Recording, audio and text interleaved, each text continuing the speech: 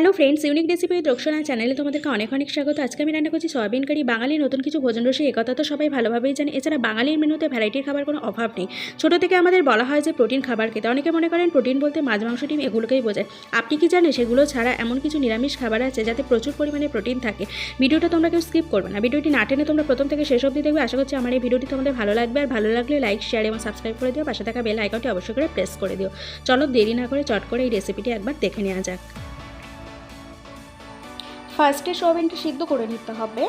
তো এখানে সিদ্ধ করার জন্য তোমরা একটা জায়গা নিয়ে নেবে, তাতে পরিমাণ মতো জল দিয়ে দেবে। দিয়ে তারপর সোয়াবিনগুলো দিয়ে দাও। দিয়ে তোমরা 2 থেকে 3 মিনিটের জন্য সোয়াবিনটা সিদ্ধ করে নাও।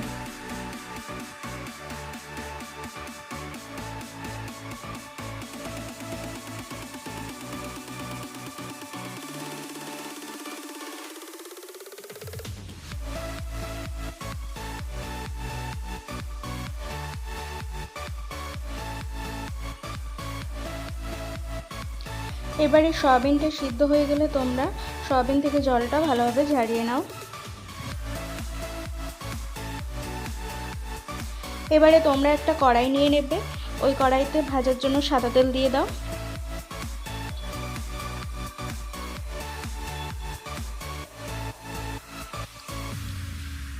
তেলটা গরম হয়ে গেলে তোমরা একটু ভালোভাবে নাড়াচাড়া করে নাও।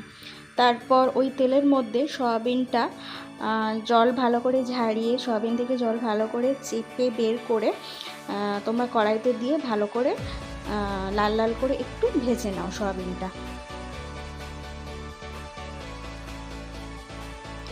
যখন দেখবে সয়াবিনটা প্রায় ভাজা ভাজা হয়ে গেছে, তখন তোমরা সয়াবিনটা তুলে নিতে পারো একে একে।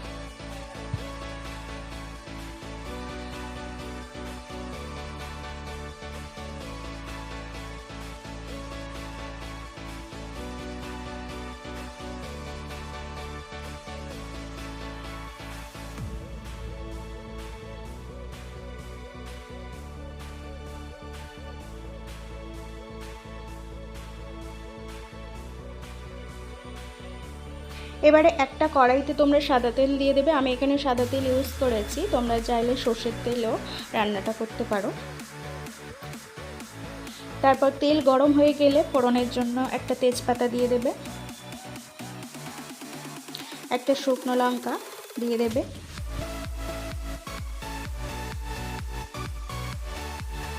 লঙ্কাটা একটু লাল লাল হয়ে গেলে ওর মধ্যে তোমরা 5 ফোড়ন দিয়ে দাও। তারপর পেঁয়াজ কুচিগুলো দিয়ে দাও।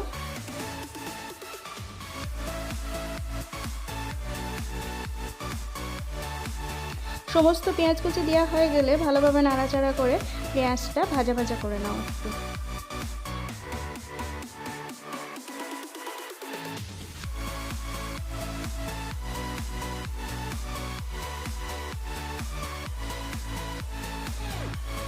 এবার যখন দেখবে পেঁয়াজটা প্রায় ব্রাউন কালার হয়ে গেছে ভাজতে ভাজতে, তখন ওর মধ্যে আদা, রসুন, জিরে যে পেস্টটা করে রেখেছিলাম একসঙ্গে, সেটা দিয়ে দেবে।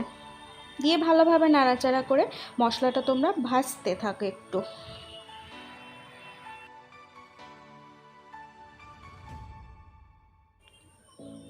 এবার যখন দেখবে মশলাটা প্রায় সুন্দরভাবে ভাজা হয়ে গেছে, তখন ওর মধ্যে পরিমাণ মতো নুন দিয়ে দেবে, যে যেমন নুন খাবে। তারপর পরিমাণ মতো হলুদ গুঁড়ো দিয়ে দাও। তারপর যে যেমন লঙ্কা খাবে স্বাদ অনুযায়ী লঙ্কা গুঁড়ো দিয়ে দেবে।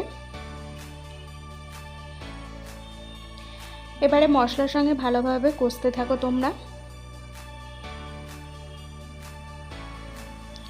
ভালোভাবে কষানো হয়ে গেলে ওতে টমেটো কুচিগুলো দিয়ে দেবে। দিয়ে ভালোভাবে নাড়াচাড়া করে আরেকটু ভালোভাবে কষিয়ে নাও মশলার সঙ্গে।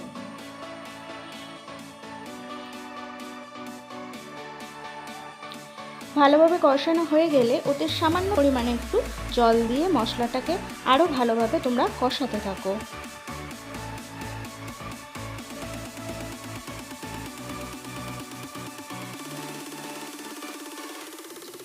এবার যখন দেখবে কষাতে কষাতে মশলা থেকে সুন্দরভাবে তেলটা ছেড়ে এসছে, তখন ওর মধ্যে আলুর কুচিগুলো দিয়ে দাও। সব আলু দেওয়া হয়ে গেলে এবার তোমরা মশলার সঙ্গে ভালোভাবে কষতে থাকো।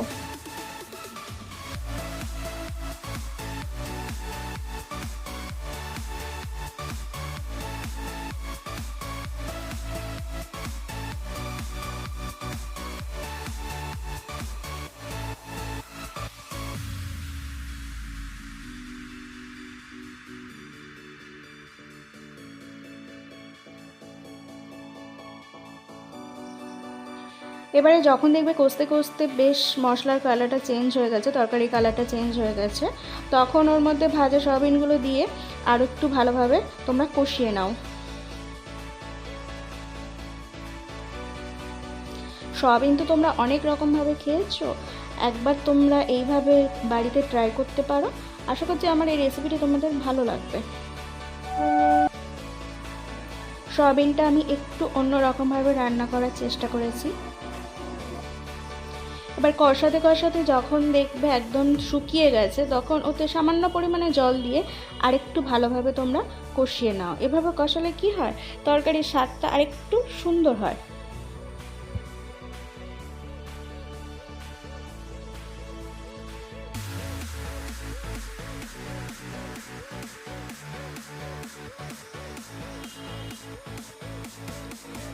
তোমরা যত কষাবে তরকারির স্বাদ কিন্তু তত দ্বিগুণ হবে। এখানে আরেকটু সামান্য পরিমাণে জল দিয়ে তরকারিটা ভালোভাবে নাড়াচাড়া করে ঢাকনা দিয়ে একটু সিদ্ধ হতে দাও।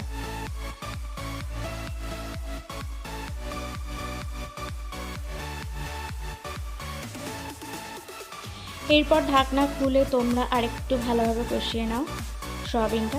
অ্যাকচুয়ালি সয়াবিন কি হয় না, মানে তরকারিটা একটু ভালো করে না কষালে না সয়াবিনের টেস্ট আসে না, স্বাদ আসে না।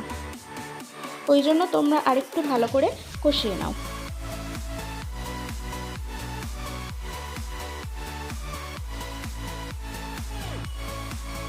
কষাতে কষাতে যখন দেখবি যে একদম ভালোভাবে কষানো হয়ে গেছে, তখন ওর মধ্যে একটু বেশি পরিমাণে জল দিয়ে দেবে, কারণ আলুটা একটু সিদ্ধ হবে, ওই জন্য পরিমাণ মতো একটু বেশি জল দেবে। দিয়ে তোমরা একটু ভালোভাবে নাড়াচাড়া করে ঢাকনা দিয়ে দাও।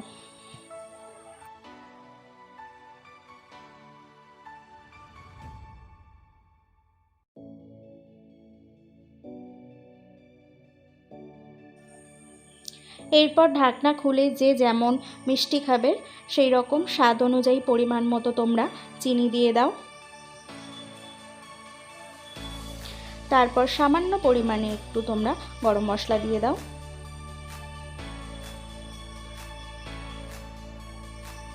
ভালোভাবে মিশিয়ে নাও এবারে।